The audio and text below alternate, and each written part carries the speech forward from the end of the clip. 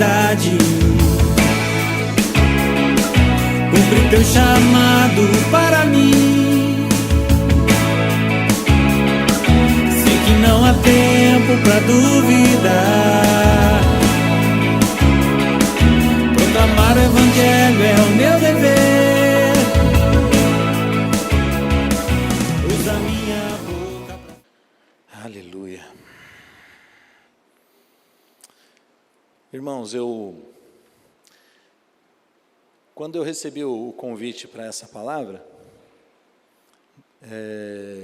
Deus já tinha gerado uma inquietação no meu coração, através de uma conversa na reunião dos pastores da igreja, e eu creio que ali Deus começou a gerar a palavra de hoje. Então, essa palavra, ela vem como resultado de algumas conversas, alguns questionamentos, coisas que nós, que fazemos parte da liderança da igreja, temos visto, temos nos preocupado, e já deve ser a terceira vez que eu falo isso em ministração, pelo menos, e também sobre uma fala do pastor Kleber. Eu ainda falei para ele na reunião de pastores, falei, faz uns 15 anos que eu escuto ele falar a mesma coisa.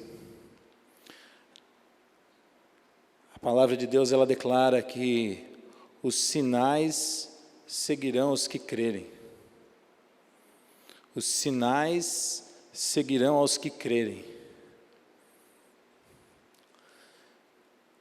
Eu tenho visto curas na igreja. Você tem visto curas na igreja? Eu tenho visto edificação de vidas na igreja. Você tem visto? Eu tenho visto pessoas sendo libertas aqui. Você tem visto? Você acha que aquilo que a gente tem visto e aquilo que a gente tem vivido é o suficiente? Quando a palavra diz que os sinais seguirão aos que crerem, e você pensa naquilo que a gente tem visto na igreja, você acha que a gente está vivendo o melhor? Dentro dessa chave, os sinais seguirão aos que crerem. Você acha que a gente está experimentando o melhor de Deus em ver os sinais de Deus, do seu poder, da sua manifestação? Você acha que a gente está vivendo isso? Eu acho que não. Sabe quando a palavra diz que uma certa mulher foi pedir cura a Jesus para sua filha, e Jesus disse, olha, importa primeiro que eu sirva aos filhos, e não aos cachorrinhos. Lembra dessa passagem? E aquilo para muitos seria motivo de escândalo, e aquela mulher que não era uma judia, ela virou e disse a Jesus, mas os cachorrinhos, eles comem das migalhas que caem da mesa. E Jesus faz menção da fé daquela mulher e concede a ela aquilo que ela tinha pedido. Às vezes, eu penso que nós, enquanto igreja, estamos comendo dessas migalhas. Nós não estamos desfrutando do banquete em cima da mesa. Eu tenho certeza da parte de Deus que tem muito mais. Ainda fiz uma conta esses dias lá em casa. Agora, o ano que vai entrar, eu vou fazer 20 anos de igreja. 20 anos que eu congrego aqui. Ao longo desses 20 anos, eu já ouvi tantas palavras proféticas sobre a unção de Deus, o mover de Deus, o poder de Deus sendo derramado nessa congregação, de pessoas que vão, em nome de Jesus, entrar de cadeira de roda e vão sair levando consigo a cadeira de roda. Pessoas que vão ser conduzidas sem enxergar e vão sair daqui saltando de júbilo, enxergando tudo. Eu creio que eu vou ver isso, porque ao longo desse tempo todo Deus tem falado, e a palavra afirma, os sinais seguirão aos que crerem. Deus já trouxe tantos homens e mulheres de outras igrejas, de outras cidades, até de outros países, para lançar essa palavra, essa semente sobre nós, de que isso vai acontecer. E aí então a inquietação, por que isso não está acontecendo? O que acontece? E então,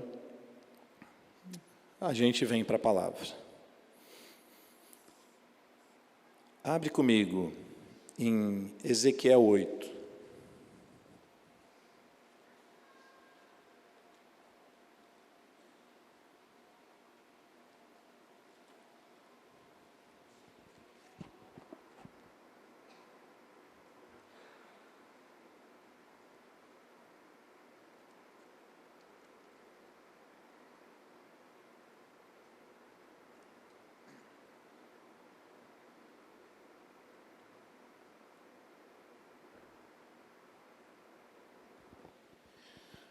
Talvez, quando eu fizer a leitura, fique um pouco diferente, que eu fiz questão de trazer uma Bíblia com uma linguagem de hoje.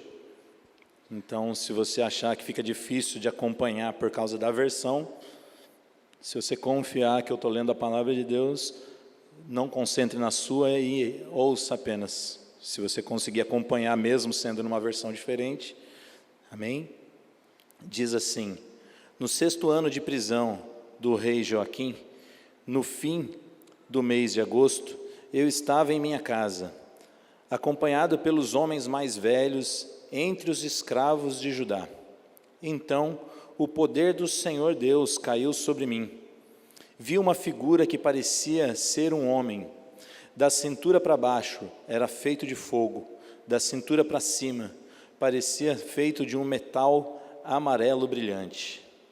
Estendeu algo parecido com uma mão e me agarrou pelos cabelos. O Espírito me levantou no ar, e eu me senti levado até Jerusalém, numa visão dada por Deus. Ezequiel, ele não estava em Jerusalém, ele estava, como foi lido, ainda no cativeiro, e Deus o tomou em espírito e o levou a uma visão, lá para Jerusalém, para ver o que estava acontecendo no templo. Eu já quero ajudá-los e talvez trazer para todos nós, porque eu preciso também entender os pormenores da palavra, dizer para você que quando fala do templo, ele está falando de um espaço físico para aquela época, onde a presença de Deus habitava. A presença de Deus hoje habita na igreja, que não é esse templo físico. A igreja, ela é composta por homens, mulheres, jovens e crianças que tomaram a iniciativa, pelo entendimento dado pelo Espírito Santo, de entregar sua vida a Jesus. Esses são a igreja de Deus. Então, tudo que a gente for ler com relação ao templo, traga isso direto para você, que é a igreja de Deus. Essa palavra, ela não é para os outros, ela é uma palavra para mim, ela é uma palavra para você. Deus está interessado em trazer algo ao meu coração e ao seu coração.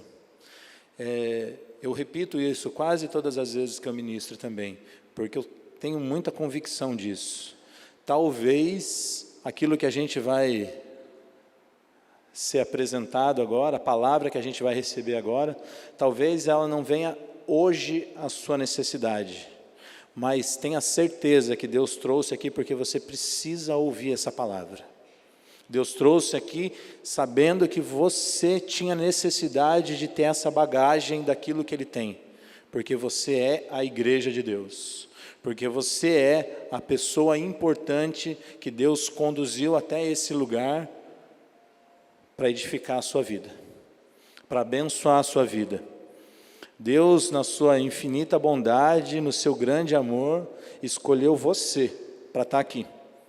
Outras pessoas quiseram e não conseguiram vir. Outras pessoas se programaram, furou pneu, chegou vizinho, ficou doente, mas você foi trazido para cá. Deus não é um Deus que perde tempo, então Ele não vai trazer você para ouvir por 40 minutos algo que não tenha nada a ver com você. Você concorda com isso? Então, deixa Deus ir lá no fundo e ministrar você. Amém?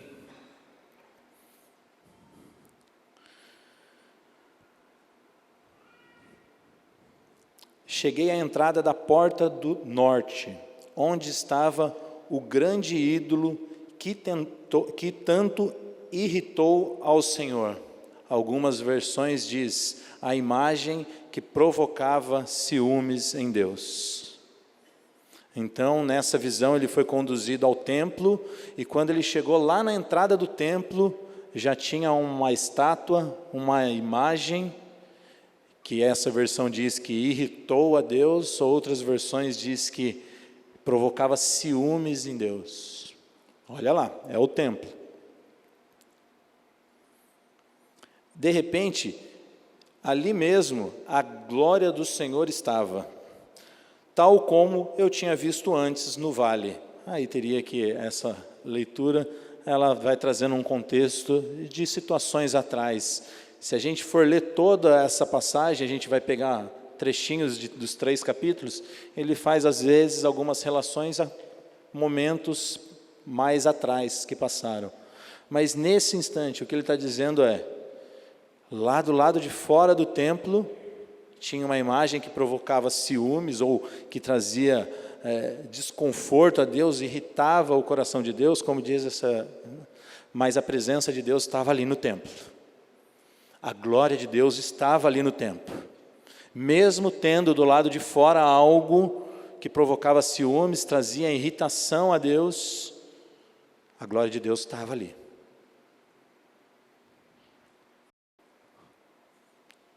Diz mais, 5. E aquele homem me disse, filho do homem, olhe para o norte. Olhei e lá estava junto à porta do altar, o grande ídolo. E me perguntou, filho do homem, você vê o que estão fazendo? Está vendo os terríveis pecados que os israelitas estão cometendo? Isso me obriga a abandonar o meu templo, diz essa versão. Mas não é tudo. Você ainda verá coisas mais horríveis. Pensa comigo. Parte do povo estava lá no cativeiro. Parte do povo ainda estava lá, em Jerusalém.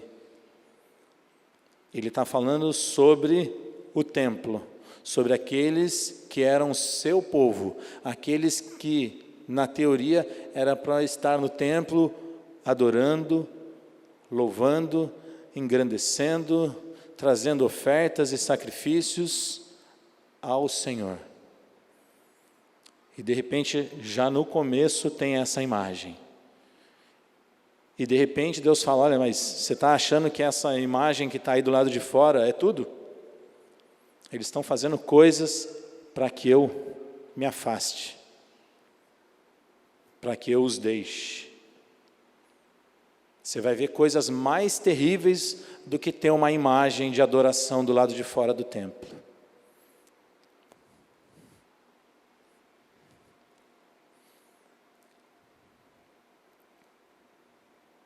Versículo 7. Então me levou até a porta do pátio, onde havia um pequeno buraco na parede. Ele me disse, filho do homem, aumente esse buraco na parede. Quando eu aumentei o buraco na parede, descobri que dava para uma porta secreta. Aquele homem me disse, entre e veja os pecados horríveis que são cometidos aqui.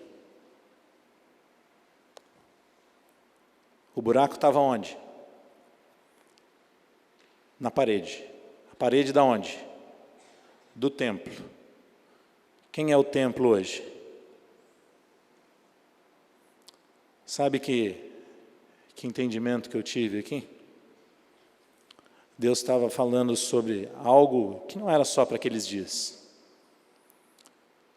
Eu tenho certeza que Deus está trazendo isso para nós hoje. E essa visão, onde havia um pequeno buraco, e foi dito: abre mais o buraco, olha o que está lá dentro. É como se Deus falasse nesse momento, para mim e para você em espírito: eu vou rasgar o seu coração, quero ver o que está aí dentro.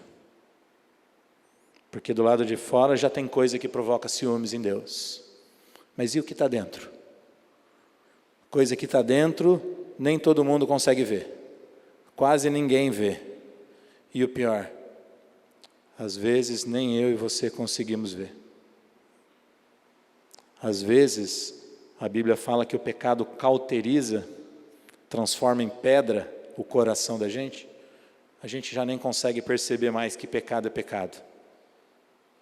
Então Deus às vezes precisa trazer um sacode santo na gente, para mostrar coisas que talvez a gente não estivesse vendo. Amém?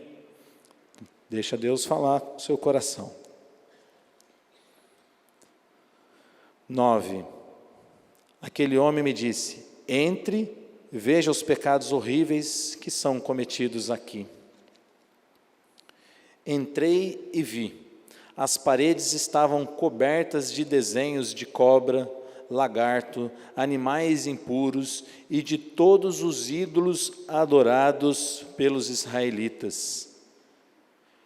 70 líderes de Israel ali estavam acompanhando Jaazanias, filho de Safã, adorando aquelas imagens. Cada um deles tinha uma vasilha onde queimavam pó de incenso. A sala estava cheia de fumaça perfumada. Então, dentro do templo, haviam 70 anciãos, 70 homens, que estavam ali adorando imagens que estavam pintadas nas paredes.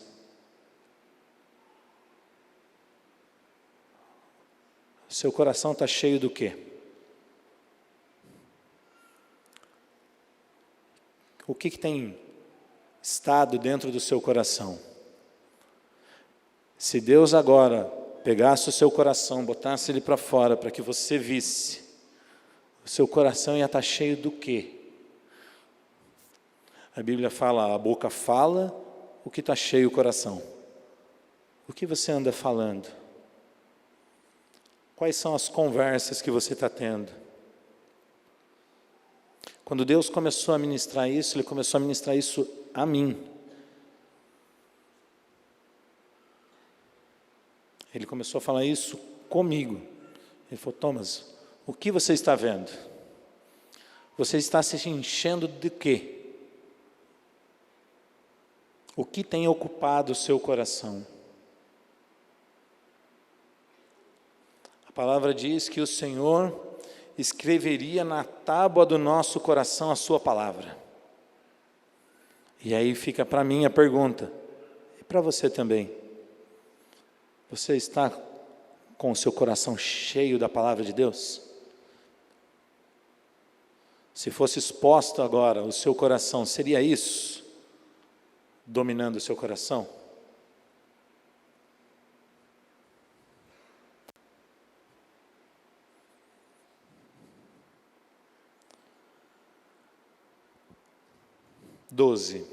Então o Senhor me perguntou: filho do homem, você está vendo o que fazem os líderes do povo de Israel nessas salas cheias de imagens pintadas?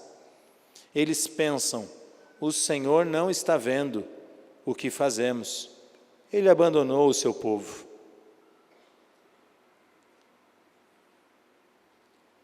Quando você está sozinho, assistindo televisão, na internet, o que será que está rolando? Do que está enchendo o seu coração? Você já ficou sozinho com aquela sensação gostosa de que ninguém está me vendo? Então, tchan, tchan, tchan, tchan, e pôs a mão no botãozinho e levou ele para um lugar que não devia? Quando vem aquelas aquelas mensagens rápidas na internet. Abre aqui, clique aqui. Não tem ninguém olhando. Como é que você se comporta quando você está sozinho? Quando você acha que ninguém está te olhando. Às vezes dá a impressão de que Deus não está vendo. Então, sabe quando você está sozinho, vendo alguma coisa, olhando no celular alguma coisa, no computador, de repente chega alguém e você tem que rapidamente mudar? Desliga a tela, passa rápido, muda para lá, abaixa a tela do notebook. Espero que nunca tenha acontecido isso com você, claro, é só uma ideia.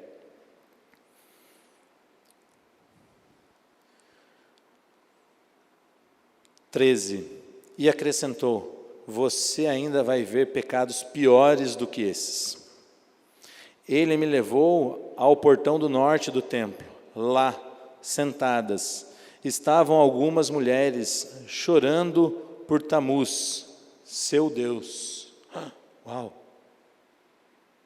No templo de Deus, o povo de Deus, mas tinham mulheres sentadas lá na porta, chorando por Tamuz, um Deus de um outro povo. Mas a menção que o Senhor faz, estavam chorando por Tamuz, seu Deus. Estavam na casa de Deus, mas não estavam adorando a Deus. Já pensou que escândalo se Deus revelasse o que está rolando no nosso meio? Se de repente viesse um holofote celestial aqui e pairasse em cima daqueles que estão debaixo de pornografia. Agora os que estão acometidos pela pornografia. E começasse a acender o holofote. Aqueles que estão roubando. E aparecesse umas marcas em cima da gente. Uma luz.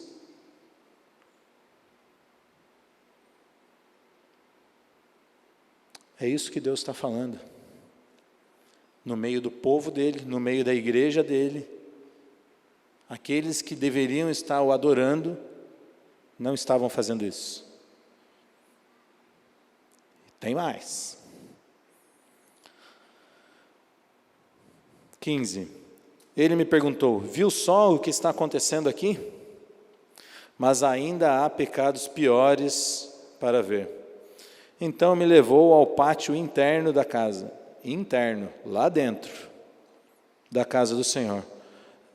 Lá, entre a porta do templo e o altar de bronze, uns 25 homens de costa para o templo, virados para o oriente, adorando o sol.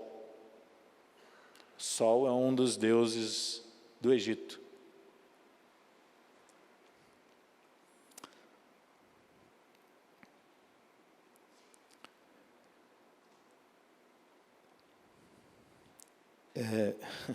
Eu fico pensando, né? Mas eles estavam adorando Tamuz, eles estavam adorando o sol. Eu não faço isso.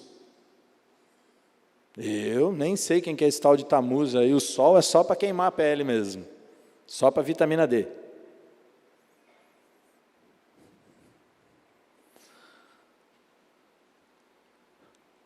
Idolatria, adoração, a gente se perde tanto, irmão.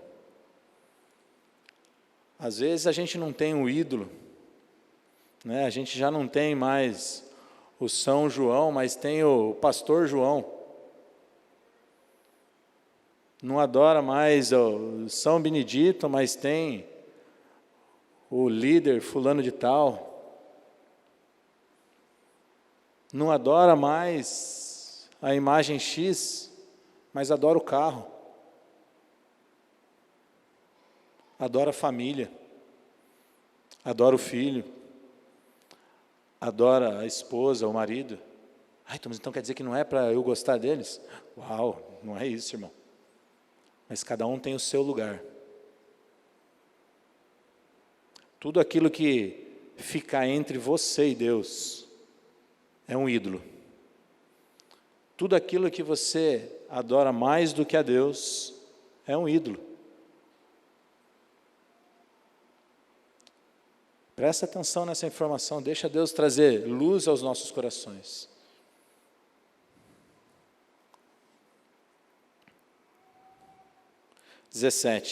Mais uma vez ele perguntou: você está vendo isso? Será que é pouca coisa para o povo de Judá todos esses horríveis pecados cometidos no meu templo? Eles encheram a terra de violência e me deixaram furioso com toda essa maldade.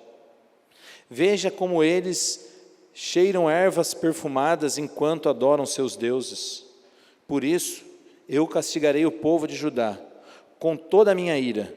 Não terei pena, não olharei para Judá com amor. Eles podem pedir a minha ajuda e o meu perdão em altos gritos, mas eu não ouvirei. Uau! Você já pensou nisso? Olha o que Deus fala na palavra.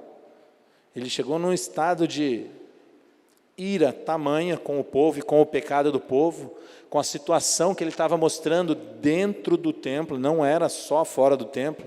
Ele não estava falando dos povos pecadores, aqui ele estava falando do seu povo pecador. O seu povo, ele não está falando daqueles que estão fora da igreja, aqueles que não conhecem. Ele está falando do seu povo pecador. Ele está falando assim: não aguento mais eles. Mas louvado seja o nome do Senhor, que nós estamos no período da graça. Você já ouviu do período da graça, que é o que nós estamos, né? Salvação vem pela fé, é só a graça. Você não precisa fazer nada. Pela graça sois salvos. Então, agora salvo, continua levando a vida como você bem entender. Porque é graça. Graça te dá direito a fazer tudo, a viver do jeito que você quer. Será que é assim? Será que é isso que Deus está falando comigo e com você? Será que essa é a preocupação que Deus tem comigo e com você? Será que Deus tirou você da sua casa nessa noite porque você é um adorador em espírito e em verdade e precisava ouvir essa palavra? Porque Ele está preocupado comigo e com você? Quantas vezes Deus precisou repreender o seu povo? Quantas vezes Deus precisou levar profetas, levar o povo cativo, levá-los a situações extremas, para que então eles acordassem?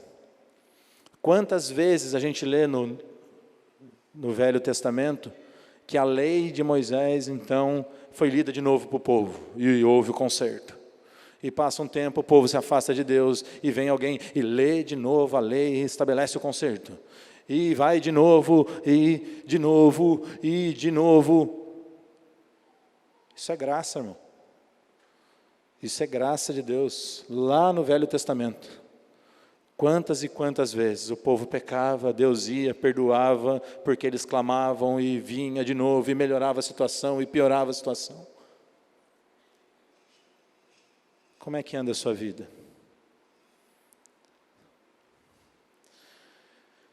Eu não vou falar o nome do irmão, porque cada um, né, tem que contar testemunho da sua vida. Mas tem um irmão que eu acho que ele é corajoso demais. Nas primeiras 5 vezes, quando a igreja era lá no centro da cidade, que eu vi ele se reconciliando com Jesus, eu falei: caramba, de novo esse irmão? De novo esse irmão? E a outra vez falei: meu Deus! Até o dia em que Deus me despertou. Graças a Deus de novo. Graças a Deus de novo. Caiu a ficha. Ele entendeu. Ele está lutando. Talvez pecou mais uma vez. Mas está lá, está querendo acertar. Está se corrigindo. Está vindo. Deus está falando e ele está ouvindo.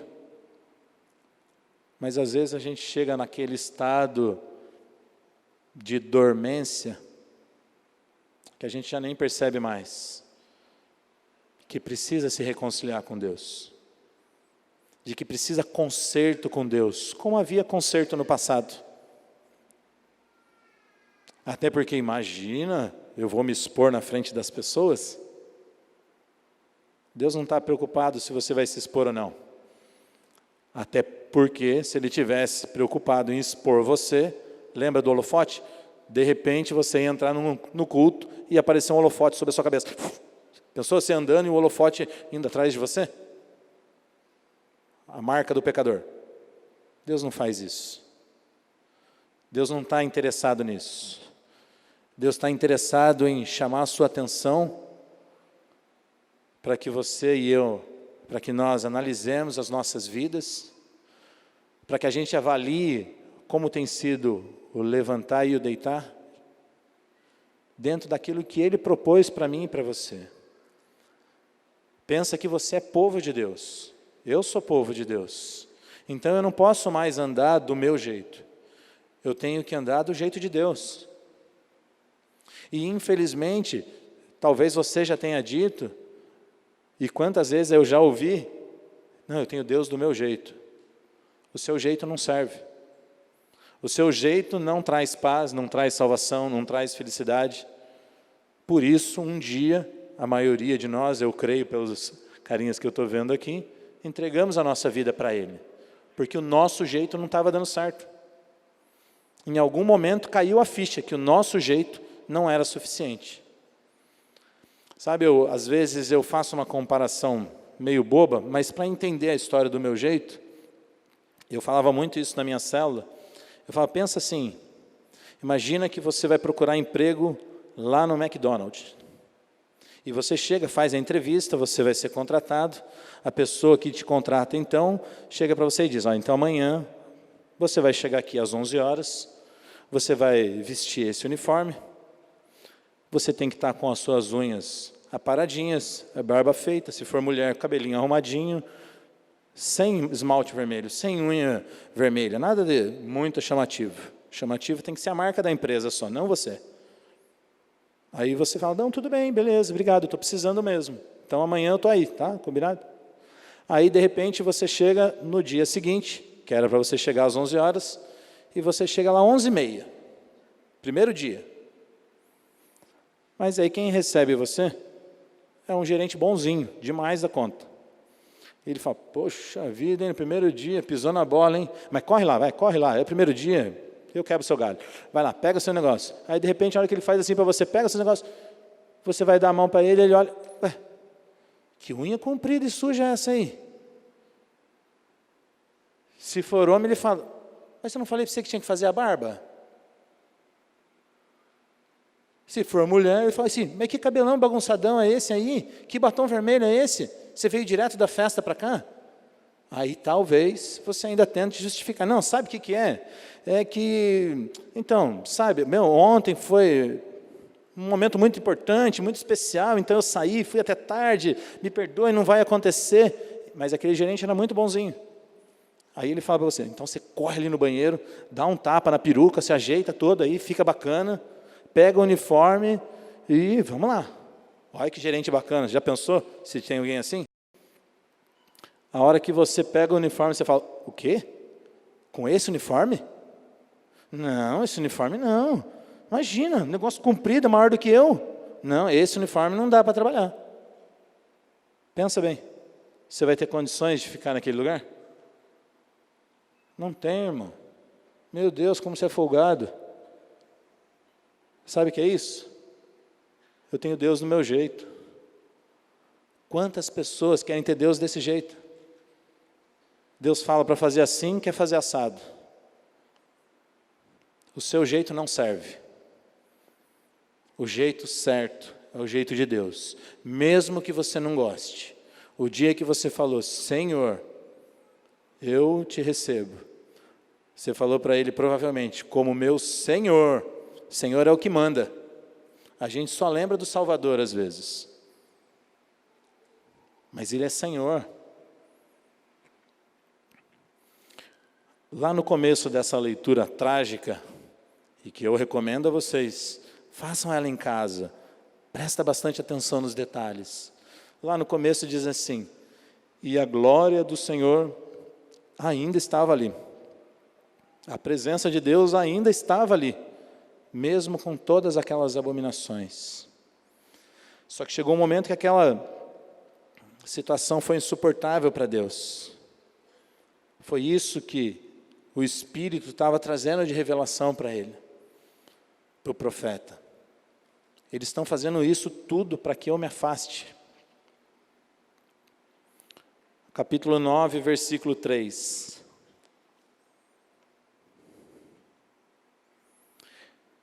Nisso, a glória do Deus de Israel abandonou o lugar onde havia ficado até então, acima dos querubins, no lugar santo. Saiu e acabou parando sobre a tenda do templo. A glória do Senhor, a presença do Senhor, ela saiu do santo e ela ficou do lado de fora do templo. Lembra quem é o templo? Eu e você. A situação foi tão terrível, chegou a um estado tal que Deus não suportou, então ele saiu. Capítulo 10, versículo 18. Eu estou pulando porque tem muita leitura que vai fazer a gente se perder, tá bom? Mas vocês vão entender. No 18, então, a glória do Senhor saiu de sobre a entrada do templo e se colocou acima dos querubins. 11, 23. A glória do Senhor subiu de onde estava, no meio da cidade, e foi para sobre o monte que fica a leste de Jerusalém. Sabe o que aconteceu com a presença? A presença de Deus foi, ó.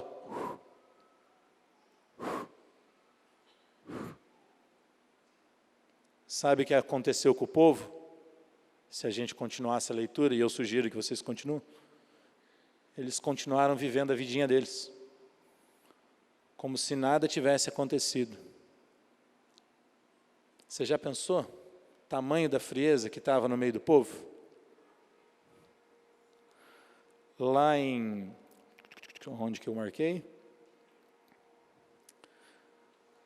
Lá em Mateus 24, a gente não precisa nem abrir. 24, do 36 ao 39, ele fala da vinda de Jesus. Ele fala, então, a vinda do Filho do Homem será como nos dias de Noé, em que as pessoas trabalhavam, se casavam, davam-se em casamento, até que de repente veio o dilúvio e eles nem viram. E morreu todo mundo, porque cada um estava preocupado com a sua vida. Eles estavam levando a vidinha deles. Imagina, Noé construindo aquela arca gigante, que a gente falou isso aí na última ministração sobre ela. O povo passava, zoava ainda, zombava de Noé naquela construção eterna, naquele barcão num lugar que não tinha água, não tinha chuva, e continuava as suas vidinhas. Só que de repente Noé entrou, o Senhor fechou a porta, acabou com tudo. Deus está dando uma oportunidade para nós, a igreja, para que haja em nós arrependimento de verdade. Abre comigo. Onde que está?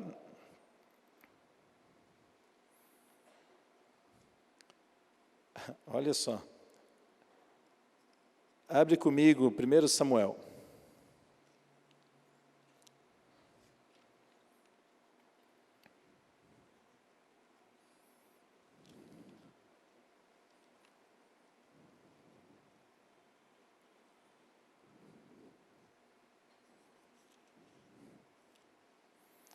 1 Samuel, capítulo 2.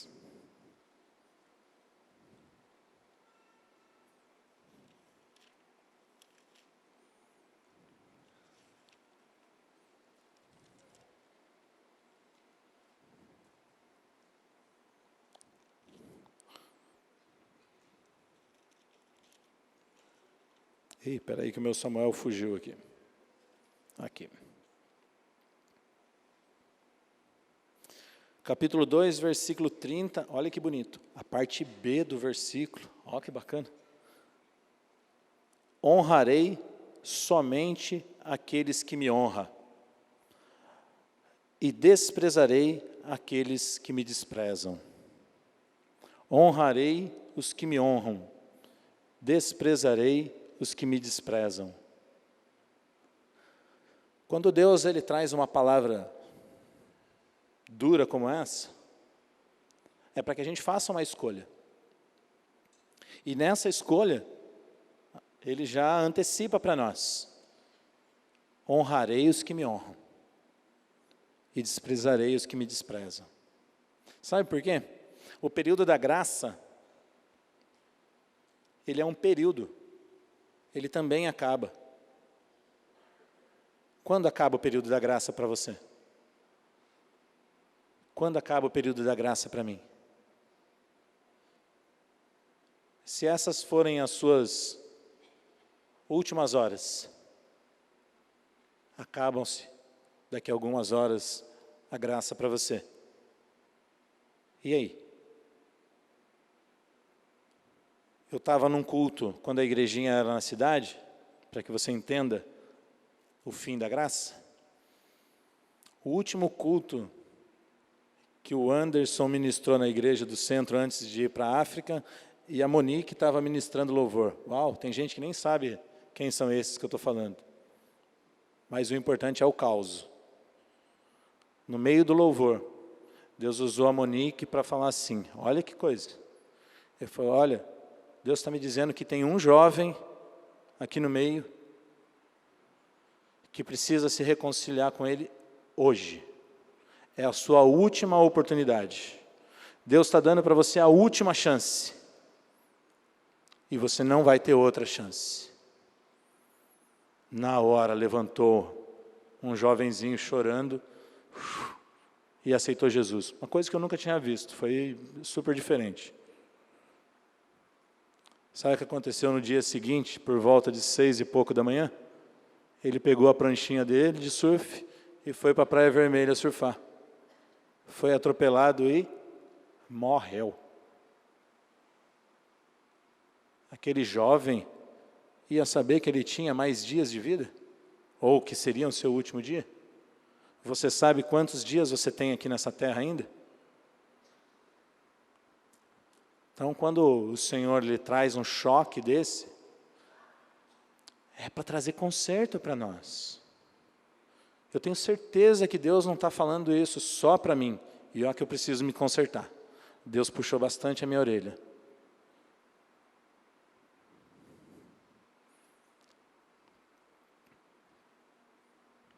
Deus está fazendo isso porque Ele me ama e Ele ama você. Ele está nos dando uma oportunidade para que a gente experimente o seu melhor. Eu não estou trazendo essa palavra dizendo para você, olha, amanhã você vai morrer. Não é isso. É o contrário. Que você tenha vida e vida em abundância. E então o Senhor possa vir e mover o seu poder, a sua glória no nosso meio, e que então comecem a acontecer as coisas que Deus falou que aconteceria. Mas Deus não vai pegar a igreja de qualquer jeito e liberar da sua presença. De jeito nenhum.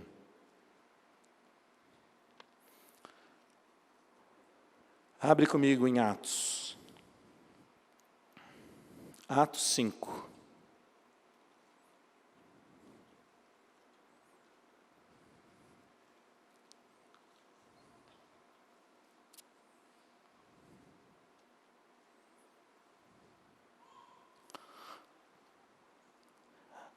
Atos 5, ele traz para nós, né, o começo de Atos, o começo da igreja que a gente chama a igreja primitiva, mas é a igreja que estava debaixo da unção de Deus, vivendo o sobrenatural de Deus. A igreja que teve a responsabilidade de expandir o evangelho e o conhecimento da verdade de Jesus Cristo às nações da terra. A igreja que estava fresca com o ensinamento e com a presença de Jesus. Atos fala da unção poderosa do Espírito Santo que foi liberada sobre a igreja. E abre um parênteses, que até hoje não foi retirada da igreja. A unção poderosa do Espírito Santo continua sobre a igreja, porque Deus não faz acepção. O mesmo poder que o Espírito Santo tinha para fazer as coisas espetaculares que a gente lê em Atos, o mesmo poder está hoje sobre a igreja. A diferença é como eles respondiam ao poder do Espírito Santo, à presença de Deus. Atos 5, só vou ler o 11. Deixa eu achar que eu... Vou ler o 10 para dar entendimento. Imediatamente ela caiu morta no chão. Os jovens entraram e, ao ver que Safira tinha morrido, carregaram o corpo para fora e sepultaram ao lado do marido. 11. Um profundo respeito se apoderou da igreja inteira e de todos os outros que souberam o que tinha acontecido. Essa pequena leitura ela é um pedaço do texto que fala sobre Ananias e Safira. A igreja estava no comecinho, sendo perseguida. Aqueles que tinham posse, tinham suas posses tomadas pelo governo romano. Então, o que os irmãos faziam? Eles vendiam as suas posses e entregavam o dinheiro dos seus bens vendidos aos apóstolos, para que esses, então, partissem aos irmãos de acordo com a necessidade que cada um tinha. Eles não tinham mais condições de ter coisas. Esse homem, Ananias, e essa mulher, sua esposa, Safira, eles venderam a sua propriedade e combinaram entre eles, para quem não lembra da história, vamos dizer que vendemos por tal preço, um preço que não era o verdadeiro, e eles foram entregar aquele valor. Lembra que Deus não está preocupado com a quantidade? E eles chegaram e entregaram a sua oferta, eles ofereceram aquilo. O problema foi que eles lançaram uma mentira de caso pensado. Eles entregaram algo que não era verdadeiro. E o marido que chegou primeiro com essa informação e com recurso, assim que ele mentiu, ele, caiu morto. E na versão de vocês vai dizer assim, e veio um grande temor sobre os que ali estavam. E a Bíblia fala que passou 3 horas, a esposa Safira, sem saber do acontecido, entra também lá. E então o apóstolo pergunta para ela, por que preço mesmo que vocês venderam? E ela já estava combinada a mentira. Ela confirmou a mentira. Foi ela falar a mentira, caiu mortinha também. Período da graça, irmão. Período da graça, mas aonde santidade era necessária. Um choque para temor era necessário. Ali era o começo, não dava para começar de qualquer jeito. Se começasse de qualquer jeito, não chegava para mim e para você a verdade. E quer que eu falo para você? Continua não dando para andar de qualquer jeito. Você e eu precisamos andar de verdade, na presença de Deus. Inteiros na presença de Deus. Aqueles 2 mentiram, morreram e serviram para trazer temor para a igreja. Reverência à presença de Deus. Coisa que não se vê mais. Eu recebi no WhatsApp um irmão de outra igreja que fica mandando mensagem para mim, que ele acha bacana. Ele mandou uma mensagem e era, na verdade, uma imagem de um um irmão em alguma igreja de joelho no banco, e na frente dele uma moça com as costas de fora, uma roupa transparente, mostrando quase tudo que não devia mostrar. E vinha no texto escrito assim: não pregamos uso e costume, pregamos santidade. Quando você se veste para ir à igreja, você pensa nos seus irmãos? Quantas vezes no meio da igreja a gente vê umas coisas sem noção? Quantas vezes? Santidade na casa do Senhor. A santidade, ela alcança o exterior da gente, mas ela começa no interior da gente. Se o seu coração não for transformado, e se o seu coração não estiver verdadeiramente em santidade, o exterior é só uma casca vazia. Sepulcro caiado, a Bíblia fala. Bonito por fora e por dentro cheio de morte. Deus está preocupado conosco. Deus está preocupado comigo e com você. O versículo 12, 5:12, eu falei que ia ler um, só leu os 12. Enquanto isso, os apóstolos se reuniam regularmente no templo, na parte conhecida como alpendre de Salomão, e Deus operava muitos milagres notáveis entre o povo pelas mãos dos apóstolos. Houve a situação de Ananias e Safira, houve temor de Deus, e pela mão dos apóstolos Deus operava milagres e coisas extraordinárias. É o que Deus quer fazer aqui. Você acredita nisso? Não precisa falar amém, mas você avalia a sua vida. E eu vou dizer para você, você acredita que talvez eu seja impedimento para que isso aconteça?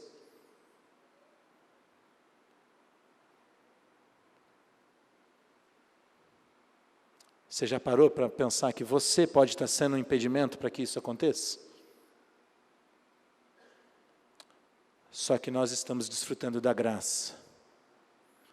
O problema é que há libertinagem, abuso da graça.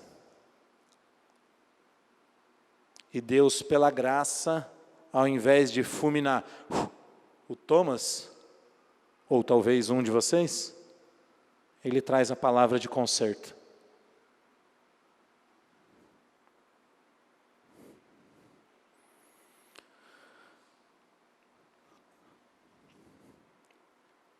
Eu queria que você fechasse os seus olhos, mas preste atenção bem na informação primeiro. Eu vou colocar um louvor. Esse louvor, ele fala tudo o que Deus queria falar, eu tenho certeza. O irmão que ministra esse louvor, ele disse assim: é o primeiro e o único louvor que eu escrevi, mas que não foi da minha autoria. Deus que me deu. Eu queria que você abaixasse a sua cabeça, que você ouvisse, refletisse no que diz esse louvor, sem se preocupar com o calor, com o frio, com o sono, com a pessoa do seu lado. Eu queria que você fechasse os seus olhos e rasgasse o seu coração para Deus nessa hora. Amém? Vamos fazer isso juntos? Você pode apagar a luz para mim, por favor? Não deixa nada te atrapalhar nessa hora. Senhor, em nome de Jesus, fala conosco, Deus. Completa a Tua palavra agora, Pai. Em nome de Jesus. Era falar contigo, mas tempo para mim você não tem. Tudo que eu queria era ser o seu amigo, mas o meu espaço você preencheu também. Nunca mais conversamos de madrugada, e em soluço já não ouço tua voz. Que saudade eu tenho das nossas conversas e dos segredos que haviam entre nós. Foi por isso que eu fechei as portas, para ver se você lembrava de mim. Eu não suporto mais ficar nessa indiferença. Não dá mais pra viver assim. Seus negócios são mais importantes do que eu. Faz muito tempo que eu ouvi você me chamar de meu amigo. Que saudade eu estou de você. Marquei este congresso porque eu precisava conversar contigo. Ei, que é tempo de voltar, de se arrepender. Eu vim aqui pra gente reatar nossa amizade. É tempo de chorar e de se converter. Ainda quero ser o seu amigo de verdade.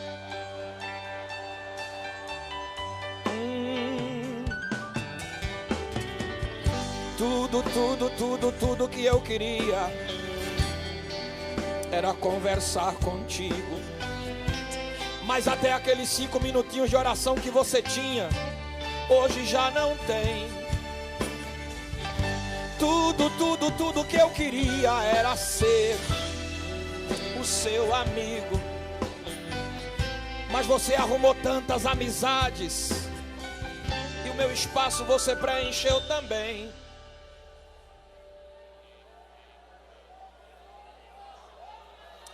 Lembra quando a gente conversava de madrugada? Lembra?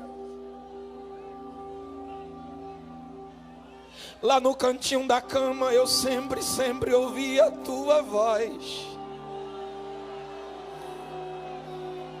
Que saudade eu tenho das nossas conversas e dos segredos que haviam entre nós. Foi por isso que eu fechei as portas,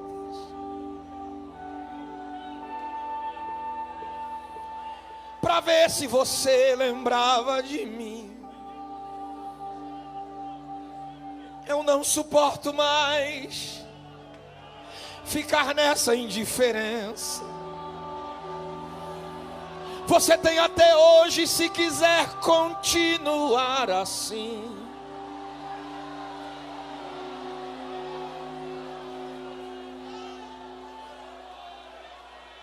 Seu Facebook, Twitter é mais importante do que eu. Você passa mais tempo com eles do que comigo. Que saudade eu estou de você. Eu lhe espero aqui na frente para você reatar a amizade comigo. Ei, é tempo de voltar. se arrepender. Aleluia. Fica de pé, irmão. Eu Fica vim de aqui pé. pra gente reatar nossa amizade. É tempo de chorar. Abre corredor, irmão, abre corredor. Se você quiser, a gente vai sair de mãos dadas por esta cidade. É tempo de voltar.